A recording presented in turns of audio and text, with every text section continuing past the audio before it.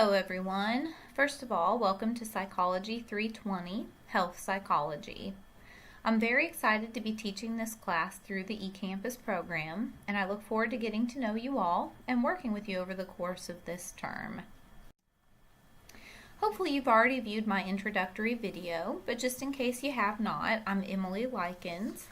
I worked for a number of years as a tenure-track assistant professor at EKU before choosing to leave that full-time position and continuing on since then as an adjunct professor through the online program so that I could relocate to be closer to family. I now work full-time as a practicing clinical psychologist, a job I truly do love. Hopefully my combination of academic experience as a student and professor, research experience, which primarily focused on the mind-body connection in health psychology, and ongoing direct clinical practice will allow me to do an effective job of introducing you to this field and the variety of roles, tasks, and jobs within it. Of course, my number one job is, and always will be, mom to my two little girls. I try to include some information about myself to make the course feel more personable, as one of the things that is always a little bit odd for me in online courses is that I learn all of your names and often get a sense of who you are through your work and discussion board posts, but the opposite is sometimes not true.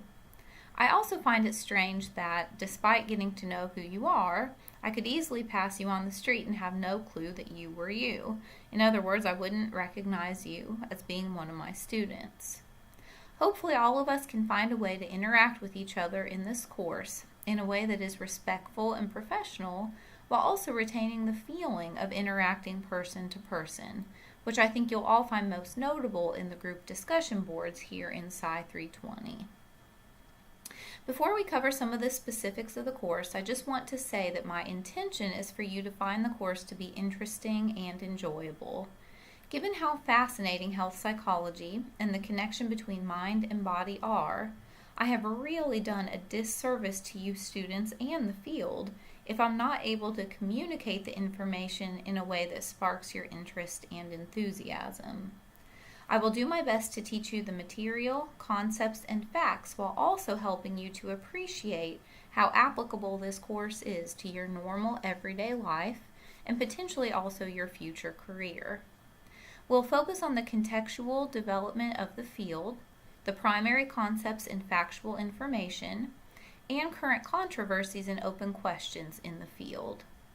We'll focus on understanding health psychology as an intersection between biological factors, such as genetics and body-based processes, psychological factors, such as how we think and behave, and cultural and social factors, such as the messages we officially receive about health and the policies that affect the range of options available to us.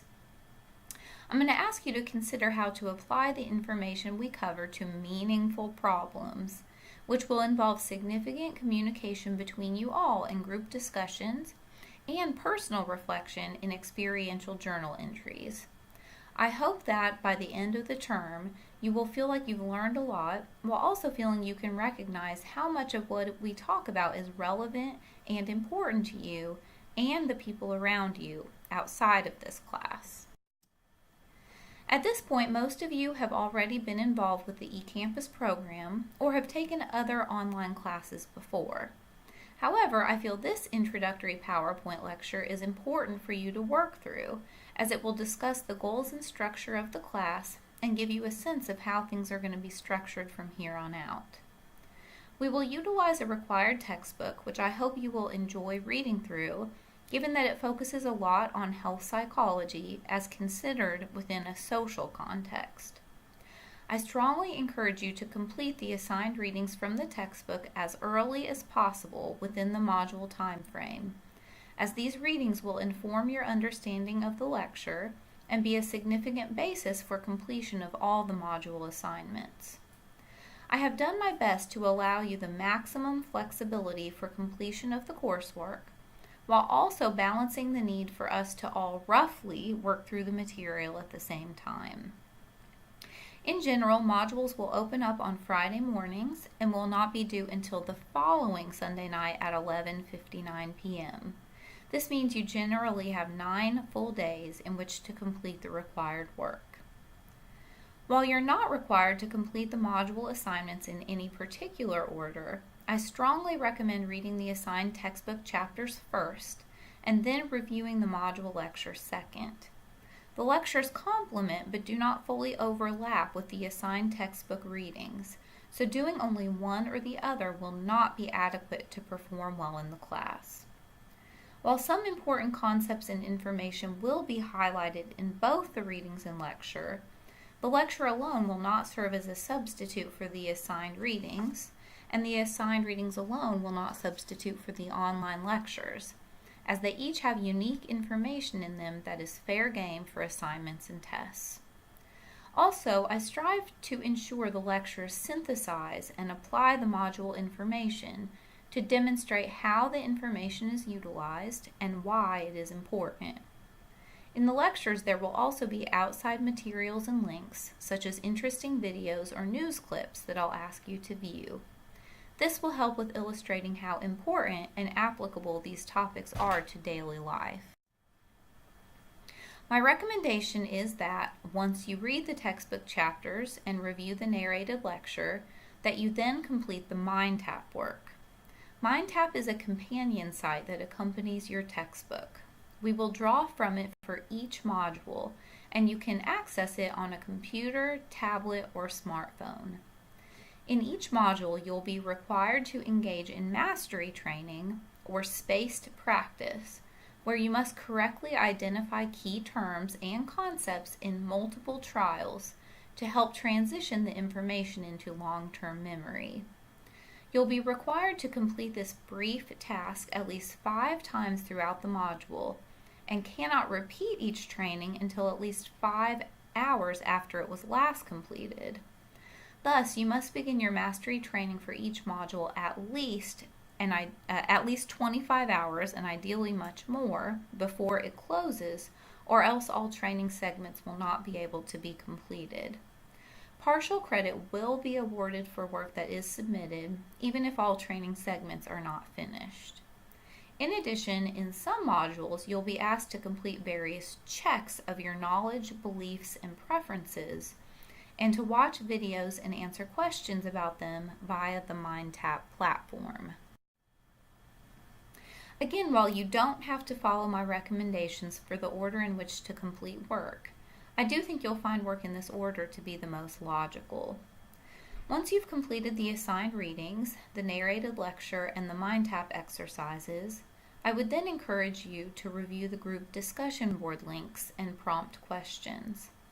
All of the discussion board links are carefully chosen to relate to the module topic, while also raising important and timely questions about health and society. Once you review all of the prompts, you must then participate in the group discussion by meaningfully contributing to and interacting with your fellow group members in the online discussion. In the group discussions, students will be required to create one new thread that addresses a prompt question that was provided to you that has not already been addressed by another member of your group, and/or providing a meaningfully different perspective on a prompt question that has already been addressed. These are generally due no later than 11:59 p.m. on the Friday of the relevant module. See the syllabus for exceptions. Also, if you have a wonderful way of understanding and considering the material that was not addressed in a provided prompt question, you're welcome to create a new thread and address that as well. Once you make your initial post, you must also make at least 2 additional contributions to the group discussion, which can be in any combination of replies to threads of other students and/or secondary replies to individuals who have replied to your initial thread.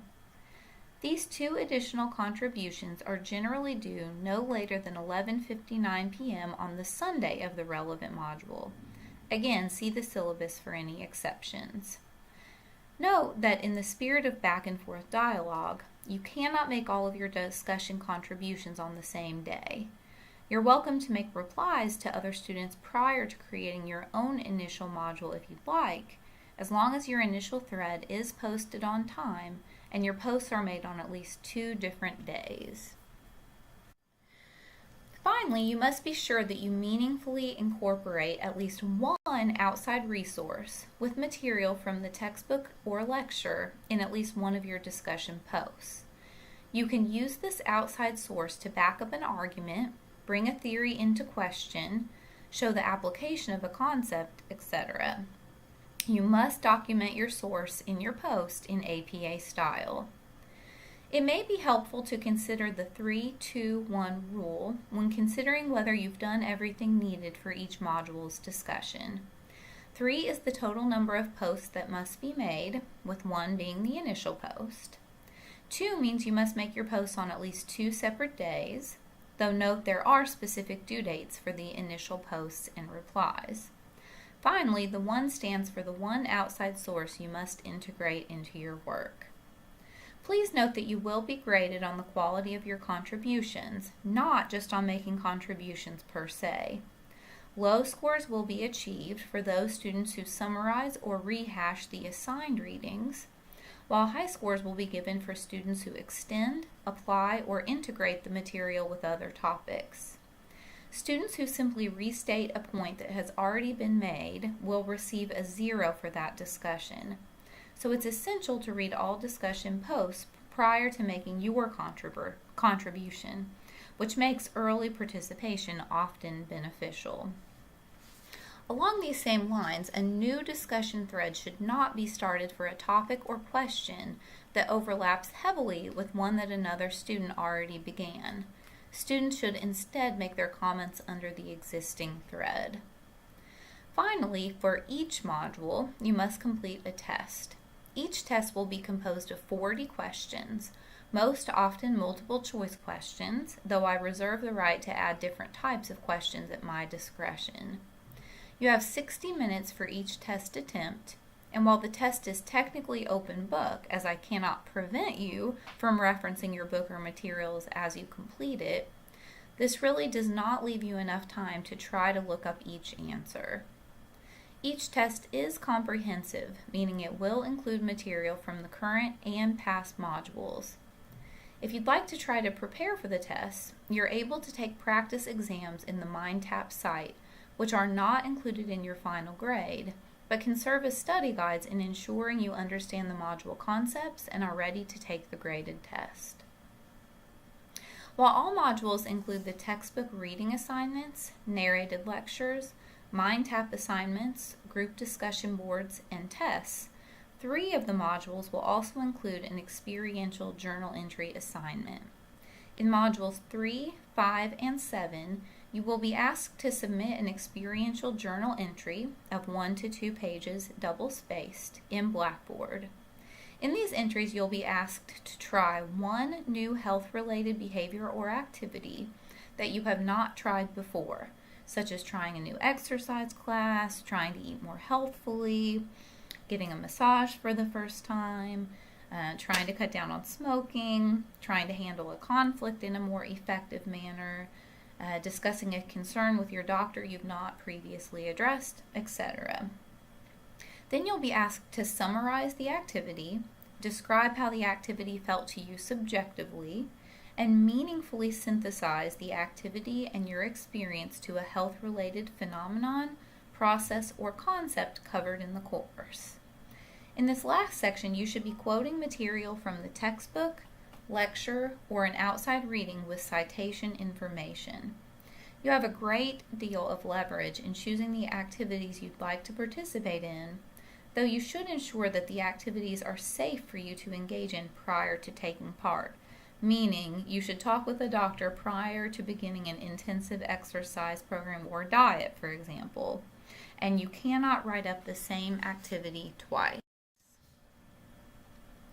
Please be sure you take a look at the syllabus so you can understand how much weight each aspect of the course holds in terms of your final grade and how these values are arrived at. I also want to go ahead and mention accommodations, since this primarily affects tests. If you're entitled to any sort of accommodation to have extra time for work, extra time for quizzes or tests, etc., please just let me know. I'm happy to work with you to accommodate your needs. Now that we've covered the work you'll be completing in each module, let's cover attendance. Given that this is a 100% online course, attendance is not the same thing as showing up to class whether you pay attention or not. However, despite the different format, class attendance and active and informed participation are expected of all students. For the purposes of this course, being present for each module means that you 1. Read the assigned chapters and any outside readings as appropriate, 2. Download and fully review, including listening to or viewing any integrated audio or visual information, the PowerPoint lecture, 3. Complete the module assignments, including mastery training in each module, and knowledge, risk, belief checks, video quizzes, and experiential journal entries in some modules. 4. Participate in the module group discussion board. And 5. Complete the module test, with MindTap practice exams being optional. Given the intensive nature of this course, as well as the multiple days given to complete each module, it would be difficult for a student to successfully complete the course if failing to keep up with the material. Of course, extenuating circumstances do sometimes arise. If you experience a family emergency or a significant illness or injury for which a healthcare professional is willing to excuse you from class for a period of time spanning an entire module, that absence will be considered excused and will not count against you, meaning you'll be able to make up the work without penalty. Tests and group discussion boards cannot be made up in the case of an unexcused absence.